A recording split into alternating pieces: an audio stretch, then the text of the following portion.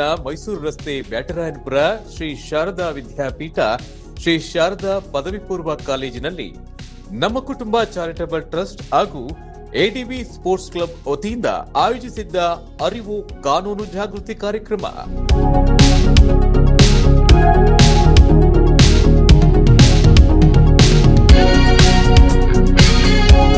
ಅರಿವು ಕಾನೂನು ಕಾರ್ಯಕ್ರಮಕ್ಕೆ ಮುಖ್ಯ ಅತಿಥಿಗಳಾಗಿ ಬೆಂಗಳೂರು ಕಾನೂನು ಕಾಲೇಜಿನ ವ್ಯವಸ್ಥಾಪಕ ನಿರ್ದೇಶಕರಾದ doctor Prasanna V Raju sir ಹಾಗೂ ಶ್ರೀ ಜಿವಿ ಉದಯ್ ಭಾಸ್ಕರ್ ರವರು, ಸಹಾಯಕ ಪೊಲೀಸ್ ಆಯುಕ್ತರು ಬ್ಯಾಟರಾಯನಪುರ ಉಪವಿಭಾಗ ಶ್ರೀ ಪ್ರದೀಪ್ ಕುಮಾರ್ ರವರು, ವಕೀಲರು ಕರ್ನಾಟಕ ಉಚ್ಚ ನ್ಯಾಯಾಲಯ ಹಾಗೂ ಶ್ರೀ ವಿನಾಯಕ್ ಕುಲಕರ್ಣಿ ರವರು, ವಕೀಲರು ಇವರುಗಳು ಕಾರ್ಯಕ್ರಮಕ್ಕೆ ಮುಖ್ಯ ಅತಿಥಿಗಳಾಗಿ ಬಂದು ಶಾಲಾ ಮಕ್ಕಳಿಗೆ ಕಾನೂನಿನ ಅರಿವನ್ನ ತಿಳಿಸಿಕೊಟ್ರು.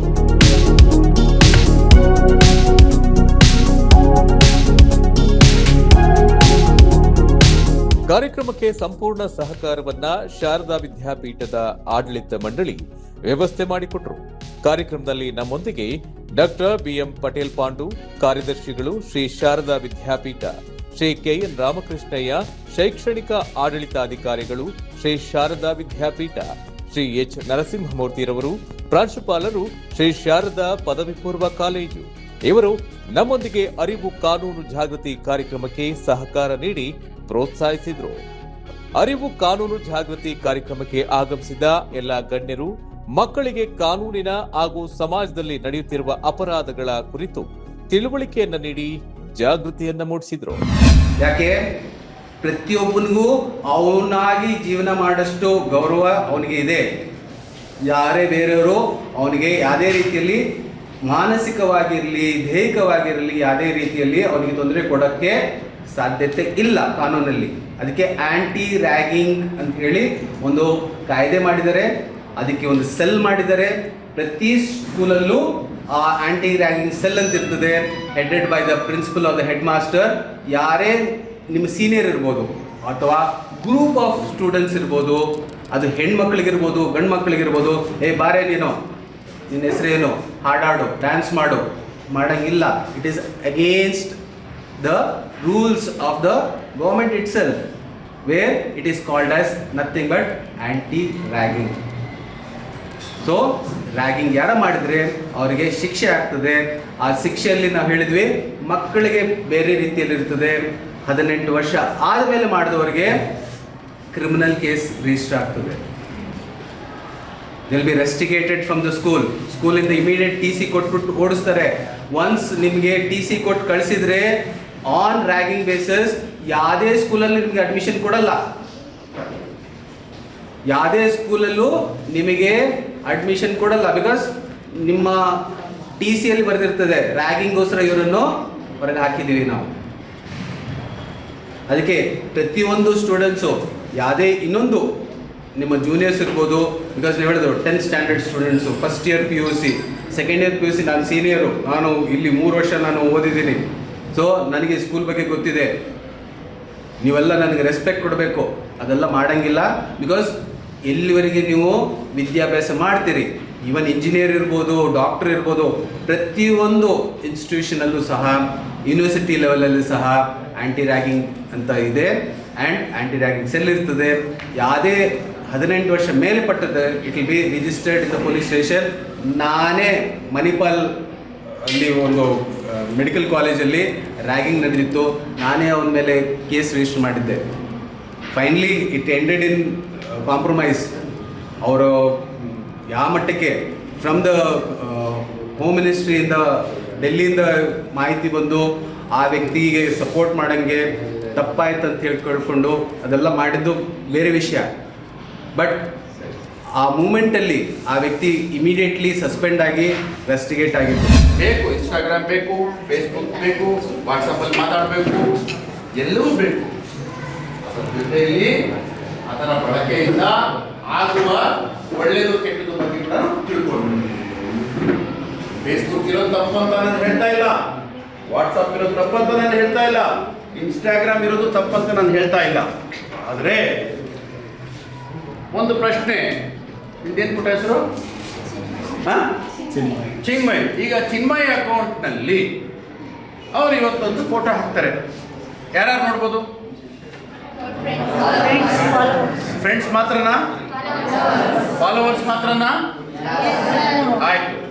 ಈ ಫ್ರೆಂಡ್ಸು ಫಾಲೋವರ್ಸು ಎಲ್ಲಿರೋರು? ಫ್ರೆಂಡ್ಸು ಫಾಲೋವರ್ಸು ಎಲ್ಲಿ, ಯಾವ ಊರಲ್ಲಿರೋರು? ಬೆಂಗಳೂರು, ಮೈಸೂರು, ಮಂಗಳೂರು, ಅಷ್ಟೇನಾ? ಅಷ್ಟೇನಾ?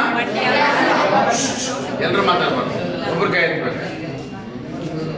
ಈ ಇನ್ಸ್ಟಾಗ್ರಾಮ್ ಅನ್ನೋದನ್ನ ಆ ಮೊಬೈಲ್ನಲ್ಲಿ ಆ್ಯಪ್ ಅಂತ ಏನಿದೆ ಅದನ್ನ ಅಭಿವೃದ್ಧಿಪಡಿಸಿ ಆ ಮೊಬೈಲಲ್ಲಿ ಇಟ್ಟವ್ರು ಯಾರು? ಯಾರಿಟ್ಟವರು ಗೊತ್ತಿಲ್ಲ. ನೀವು ಆ ಮೊಬೈಲ್ ಫೋನಲ್ಲಿ ಆ್ಯಪ್ನ ಡೌನ್ಲೋಡ್ ಮಾಡುವಾಗ ನಿಮಗೆ ಇನ್ಸ್ಟಾಗ್ರಾಮ್ನಲ್ಲಿ ಆ್ಯಪನ್ನು ಡೌನ್ಲೋಡ್ ಮಾಡುವಾಗ ಆ ಅಪ್ಲಿಕೇಶನ್ನು ನಿಮಗೆ ಡೌನ್ಲೋಡ್ ಮಾಡುವಾಗ ಕೆಲವು ಪ್ರಶ್ನೆಗಳನ್ನು ಕೇಳುತ್ತೆ. ಗೊತ್ತಿದೆಯಾ ನಿಮಗೆ? ಏನು ಗೊತ್ತಿದೆ? ಎಲ್ಲ ನಿಮ್ಮ ಮೊಬೈಲ್ ತೆಗೆದು ಹಾಕಿ. ಪ್ಲೇಸ್ಟೋರಿಂದ ತಂದ್ರಿ. ಈ ಪ್ಲೇಸ್ಟೋರ್ ಯಾರು ಮಾಡಿದ್ದು? ಗೂಗಲ್ ಕಂಪನಿದು. ಗೂಗಲ್ ಕಂಪನಿ ಎಲ್ಲಿದೆ? ಗೂಗಲ್ ಕಂಪನಿ ಎಲ್ಲಿದೆ? ಪರಶುರಾಮ್ ಅವರು ಹೇಳ್ತಾರೆ ಗೂಗಲ್ ಕಂಪನಿ ಅಮೆರಿಕದಲ್ಲಿದೆ ಅಂತ. ಚಪ್ಪಳೆ ನೋಡಿ ಇನ್ನೊಂದ್ಸಲಿ.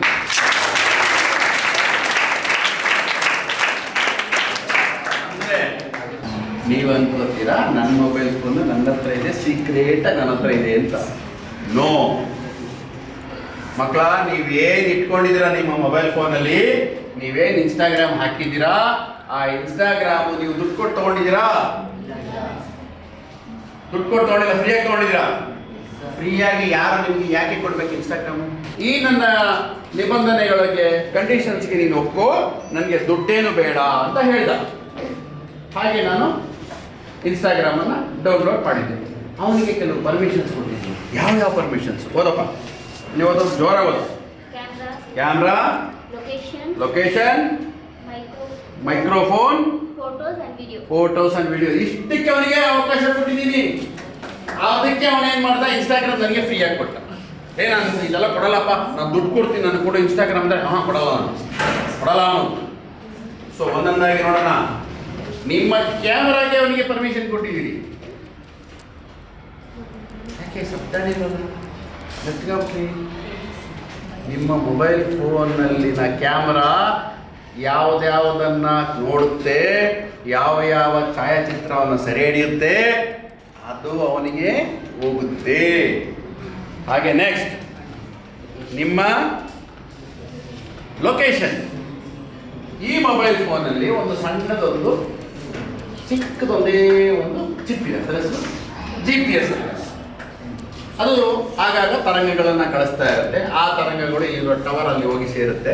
ಆ ಟವರನ್ನು ಎಲ್ಲಿದೆ ಜಾಗ, ಲೊಕೇಶನ್, ಫಿಕ್ಸ್ಡ್ ಲೊಕೇಶನ್ ಇರುತ್ತೆ.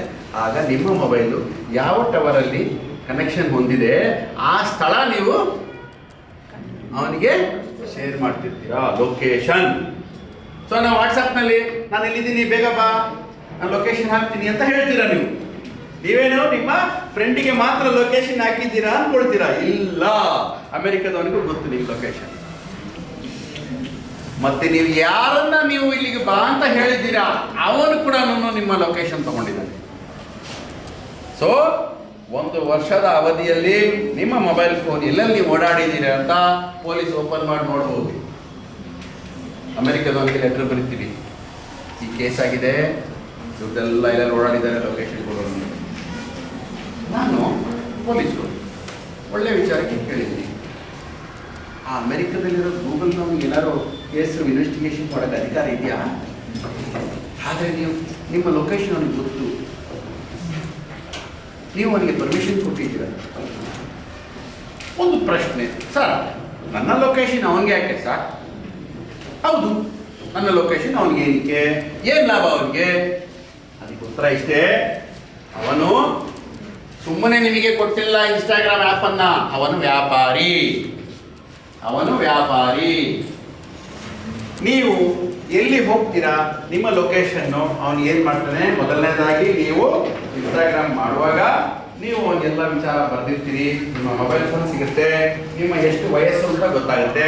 ಇನ್ಸ್ಟಾಗ್ರಾಮಲ್ಲಿ ನಿಮ್ಮ ಡೇಟ್ ಆಫ್ ಬರ್ತ್ ಹಾಕಿರ್ತೀರಿ, ನೀವು ಹೆಣ್ಣು ಗಂಡು ಗೊತ್ತಾಗುತ್ತೆ, ನಿಮ್ಮ ವಯಸ್ಸು ಗೊತ್ತಾಗುತ್ತೆ, ನಿಮ್ಮ ಲೊಕೇಶನ್ ಬೇಸ್ಡ್ ಅವನೇನು ಮಾಡ್ತಾನೆ, ಫಾರ್ ಎಕ್ಸಾಂಪಲ್ ನೀವು ವಿಜಯನಗರ ಬಸ್ ಸ್ಟ್ಯಾಂಡಲ್ಲಿ ನಿಂತಿದ್ರೆ ನಿಮಗೆ ಗೂಗಲ್ನವನು ತಕ್ಷಣ ನಿಮಗೆ ಅಡ್ವರ್ಟೈಸ್ಮೆಂಟ್ಸ್ಗಳು ಬರ್ತಾ ಇರ್ತದೆ.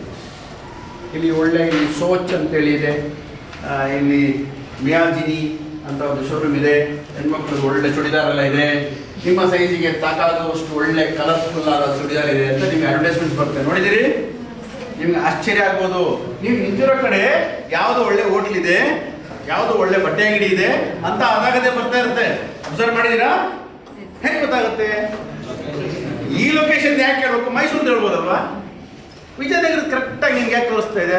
Because you have given permission for the location and that is been encashed by the Google server. ಅಲ್ಲಿ ಯಾರೋ ಒಬ್ಬರು ಮನುಷ್ಯರು ಕೂತು ಮಾಡ್ತಿಲ್ಲ, ಅಲ್ಗೋರಿದಮ್ಸ್ ಹಾಕಿರ್ತಾರೆ, ತಾನಾಗಿದ್ದಾನೆ ನಿಮ್ಮ ಲೊಕೇಶನ್ನ. The Protection of Children from Sexual Offence Act 2012, ಲೈಂಗಿಕ ಅಪರಾಧಗಳಿಂದ ಮಕ್ಕಳ ಸಂರಕ್ಷಣಾ ಅಧಿನಿಯಮ 2005. ಆ ನಿರ್ಭಯ ಹತ್ಯೆಯ ಕಾರಣದಿಂದ ಈ ಆಕ್ಟ್ ಬಂತು. ಆದರೆ ಪ್ರಪಂಚದ ಬೇರೆ ಬೇರೆ ದೇಶಗಳಲ್ಲಿ ಈಗಾಗಲೇ 1989ರಲ್ಲೇ ವಿಶ್ವಸಂಸ್ಥೆ ಈ ಆ್ಯಕ್ಟನ್ನು ಅನುಮೋದನೆ ಮಾಡಿತ್ತು. ಆದರೆ ಭಾರತಕ್ಕೆ 2012ರಲ್ಲಿ ನಿರ್ಭಯ ಅನ್ನುವ ಹೆಣ್ಣು ಮಗಳ ಹತ್ಯೆಯಿಂದ ಇಲ್ಲಿಗೆ ಕಾಲಿಟ್ಟು ಇವತ್ತು ಲೈಂಗಿಕ ದೌರ್ಜನ್ಯ ಏನು ತಗೊಂಡ್ರು ಅದರಲ್ಲಿ ಒಂದಷ್ಟು ವಿಭಾಗಗಳನ್ನು ಮಾಡಿದ್ರು. 16ರಿಂದ 18 ವರ್ಷಕ್ಕೆ ಒಂದು, 12ರಿಂದ 16 ವರ್ಷಕ್ಕೆ ಒಂದು, ಮತ್ತು 12 ವರ್ಷಕ್ಕಿಂತ ಕೆಳಭಾಗದವರಿಗೆ ಒಂದು. ಹಾಗೆ ಶಿಕ್ಷೆಯನ್ನು ಕೂಡ 3 ವಿಭಾಗದಲ್ಲಿ ಮಾಡಿದ್ರು. 3 ವರ್ಷ, ಕನಿಷ್ಠ 3 ವರ್ಷಕ್ಕಿಂತ 3 ವರ್ಷದಿಂದ ಮ್ಯಾಕ್ಸಿಮಮ್ ಲೈಫ್ ಇಂಪ್ರಿಸನ್ಮೆಂಟ್ವರೆಗೆ ಈ ಕೃತ್ಯದಲ್ಲಿ ಭಾಗಿಯಾದವರಿಗೆ ಮರಣದಂಡನೆಯನ್ನು ಒಳಗೊಂಡ ಹಾಗೆ ಮಾಡಿದ್ದಾರೆ. ನಿರ್ಭಯ ಪ್ರಕರಣ ಏನು ಹೇಳಿದ್ವಿ ಅದರಲ್ಲಿ ಅವರಿಗೆ ಶಿಕ್ಷೆ ಆಯಿತು. ಅದರಲ್ಲಿ ಒಬ್ಬ ಮಗು ಮಾತ್ರ, ಅವನು ಚೈಲ್ಡ್ ಇದ್ದ, ಅವನು ಮಾತ್ರ 3 ವರ್ಷ ಜೈಲಾಯಿತು. ಒಬ್ಬ ಜುಡಿಷಿಯಲ್ ಕಸ್ಟಡಿನಲ್ಲೇ ಹ್ಯಾಂಗ್ ಮಾಡ್ಕೊಂಡು ಸತ್ತೋದ. ಇನ್ನು ಉಳಿದಂಥ 4 ಜನರಿಗೆ 2020ರಲ್ಲಿ ಮರಣದಂಡನೆಯನ್ನು ವಿಧಿಸಿದ್ರು. ಅಂದರೆ ಇದನ್ನು ಯಾಕೆ ಮಾಡಿದ್ರು ಅಂದರೆ, ಸ್ವತಂತ್ರ ಬಂಧುತ್ವದಿಂದ ಇಂದಿನವರೆಗೆ ವುಮೆನ್ ಎಂಪವರ್ಮೆಂಟ್ ಬಗ್ಗೆ ಅನೇಕ ಕಾನೂನುಗಳನ್ನು ಮಾಡ್ತಾನೆ ಬಂದಿದೆ. ನಿಮಗೆ ವುಮೆನ್ಸ್ ಡೊಮೆಸ್ಟಿಕ್ ವಾಕ್ಟ್ ಇರ್ಬೋದು, ಡೊಮೆಸ್ಟಿಕ್ ಪ್ರಾಹಿಬಿಷನ್ ಆಫ್ ಏನದು ವರದಕ್ಷಿಣೆ ವಿರೋಧ ಕಾಯ್ದೆ ಇರ್ಬೋದು. ಈಗ ಅನೇಕ ಕಾನೂನುಗಳನ್ನು ಜಾರಿಗೆ ತರ್ತಾ ಇದ್ರೂ ಸಹಿತ ಈ ಸಮಾಜದಲ್ಲಿ ಇಂಥ ಕೃತ್ಯಗಳು ನಡೀತಾ ಇದೆ. Lawyers, courts and legal system ಮತ್ತು ಸಾಮಾನ್ಯ ಜನ ಮತ್ತು ಅವರ ಕಾನೂನು ತಿಳುವಳಿಕೆ ಇವೆರಡರ ನಡುವಿನ ಒಂದು ಏನು ಗ್ಯಾಪ್ ಇದೆ, ಆ ಗ್ಯಾಪನ್ನು ಫಿಲಪ್ ಮಾಡೋಕ್ಕೋಸ್ಕರ ಇಂಥ ಕಾರ್ಯಕ್ರಮವನ್ನು ನಾವು ಆರ್ಗನೈಸ್ ಮಾಡ್ತೀವಿ. ಇವತ್ತಿನ ದಿನ ಈ ಕಾನೂನು ಅರಿವು ಅನ್ನೋದು ನಿಮ್ಮ ವಯೋಮಾನಕ್ಕೆ ಅನುಗುಣವಾಗಿ ಈಗಾಗಲೇ ಇಬ್ಬರು ನಮ್ಮ ಸ್ಪೀಕರ್ಸು ತುಂಬ ಅದ್ಭುತವಾಗಿ ಹೇಳಿದ್ರು. ಒಬ್ಬರು ಯಾವ ರೀತಿ ಒಂದು ಕಾನೂನನ್ನು ಯಾವ ಥರ ನಾವು ಬಳಕೆ ಮಾಡೋದು ಅನ್ನೋದು ಹೇಳಿದ್ರು. ನಮ್ಮ ACP ಸಾಹೇಬರು giving an example of cyber Instagram ನಿಮ್ಗೆ ಎಕ್ಸ್ಪ್ಲೈನ್ ಮಾಡಿದ್ರು ಎಕ್ಸಾಕ್ಟ್ಲಿ ಯಾವ ಮಟ್ಟಕ್ಕೆ ಅದು ಡೀಪಾಗಿ ನಿಮ್ಮನ್ನು ಆವರಿಸ್ಕೊಂಡಿದೆ ಅಂತೇಳಿ. ಅಟ್ ದಿ ಸೇಮ್ ಟೈಮ್ ನೀವು ನಿಮ್ಗೆ ಗೊತ್ತಿಲ್ಲದೇನೋ ಯಾವುದೇ ಒಂದು ಇನ್ಫಾರ್ಮೇಷನ್ನ ನೀವು ಸರ್ಕ್ಯುಲೇಟ್ ಮಾಡಿ ಅದಾದಮೇಲೆ ಅದು ಕಾನೂನಿನ ಪ್ರಕಾರ ಅದಕ್ಕೆ what we call it is cyber bullying. ಅದು ಒಬ್ಸೀನ್ ಅಂತ ಹೇಳ್ತೀವಿ. ಅಂದರೆ ಅದೊಂದು ಲೈಂಗಿಕವಾಗಿ ಅಥವಾ ಮತ್ತೊಂದು ಕೆಟ್ಟ ದೃಷ್ಟಿಯಿಂದ ತೋರಿಸೋಂಥ ಒಂದು ಚಿತ್ರ ಆಗಿದ್ದರೆ ಆವಾಗ ನೀವು ಸೈಬರ್ ಬುಲಿಂಗಿಗೆ ಆರೋಪಿಗಳಾಗಿ ನ್ಯಾಯಾಲಯದ ಕಟೆ ಹತ್ತಬೇಕಾದಂಥ ಪರಿಸ್ಥಿತಿ ಬರ್ಬೋದು. ಹೀಗಾಗಿ ಇದರ ಹೊರತಾಗಿ ನೀವೆಲ್ಲ ಈ ಹಂತದಲ್ಲಿ ಈಗ 8th 9th 10th ಮುಗಿಸಿ ನೀವೀಗ PUCಲಿದ್ದೀರಿ. ಇನ್ನು ಮುಂದೆ ಬರುವಂಥ ದಿನದಲ್ಲಿ ನೀವು ಮುಂದೆ ಏನೇನು ಮಾಡಬೇಕು ನಿಮ್ಮ ಜೀವನದಲ್ಲಿ ಅಂತ ಡಿಸೈಡ್ ಮಾಡೋಂಥ ಏಜಲ್ಲಿ ನೀವು ಏನೇನು ಅರ್ಥ ಮಾಡ್ಕೊಳ್ಬೇಕು, ಇದರಲ್ಲಿ ಚೈಲ್ಡ್ ವೆಲ್ಫೇರ್ ಪ್ರೊವಿಷನ್ ಸ್ಟ್ಯಾಟ್ಯೂಟ್ಸ್ ಯಾವುದ್ಯಾವುದಿದೆ, ಅದಕ್ಕೆ ಸಂಬಂಧಪಟ್ಟಂಗಿರೋ ಮಾಹಿತಿ, ಅಪಾರ್ಟ್ ಫ್ರಮ್ ದಟ್ ಮತ್ತೆ ಏನೇನು ನಿಮಗೆ ಮುಂದೆ ಜೀವನದಲ್ಲಿ ಹೋಗ್ಬೇಕಂದ್ರೆ ಯಾವುದ್ಯಾವುದನ್ನು ವಿಷಯಗಳನ್ನು ನೀವು ಸಂಪೂರ್ಣವಾಗಿ ಅರ್ಥ ಮಾಡಿಕೊಂಡು ಅದನ್ನು ಯಾವ ರೀತಿ ಹೆಜ್ಜೆ ಇಡಬೇಕು ಅನ್ನೋದ್ರ ಬಗ್ಗೆ ನೀವು ಯಾವ ಥರ ತಿಳ್ಕೊಬೇಕು ಅನ್ನೋದ್ರ ಬಗ್ಗೆ ಈ ಒಂದು ಕಾರ್ಯಕ್ರಮನ ಇವತ್ತು ಆಯೋಜನೆ ಮಾಡಿದ್ದೀವಿ. ಕಾರ್ಯಕ್ರಮಕ್ಕೆ ಆಗಮಿಸಿದ ಎಲ್ಲ ಗಣ್ಯರಿಗೆ ಎಡಿವಿ ಸ್ಪೋರ್ಟ್ಸ್ ಕ್ಲಬ್ನ ಎಲ್ಲ ಸದಸ್ಯರು ಗಿಡಗಳನ್ನ ನೀಡುವ ಮೂಲಕ ಗೌರವಿಸಿದ್ರು. ಕಾನೂನು ಜಾಗೃತಿ ಕಾರ್ಯಕ್ರಮಕ್ಕೆ ಸಹಕರಿಸಿದ ಎಲ್ಲ ಅತಿಥಿ ಗಣ್ಯರಿಗೆ ಹಾಗೂ ಶಾರದಾ ವಿದ್ಯಾಸಂಸ್ಥೆಯವರಿಗೆ ಅಭಿಮಾನದ ಅಭಿನಂದನೆಗಳು. ಕಾರ್ಯಕ್ರಮಕ್ಕೆ ಸಹಕರಿಸಿದ ಎಡಿವಿ ಸ್ಪೋರ್ಟ್ಸ್ ಕ್ಲಬ್ನ ಎಲ್ಲ ಸದಸ್ಯರಿಗೂ ಕೂಡ ಧನ್ಯವಾದಗಳು. ನಿಮ್ಮ ಸಹಕಾರ ಪ್ರೋತ್ಸಾಹ ಹೀಗೆ ಸದಾ ಸಮಾಜಮುಖಿ ಕಾರ್ಯಕ್ರಮಗಳಿಗೆ ಇರಲೆಂದು ವಿನಂತಿಸಿಕೊಳ್ಳುತ್ತೇವೆ. ಧನ್ಯವಾದಗಳು.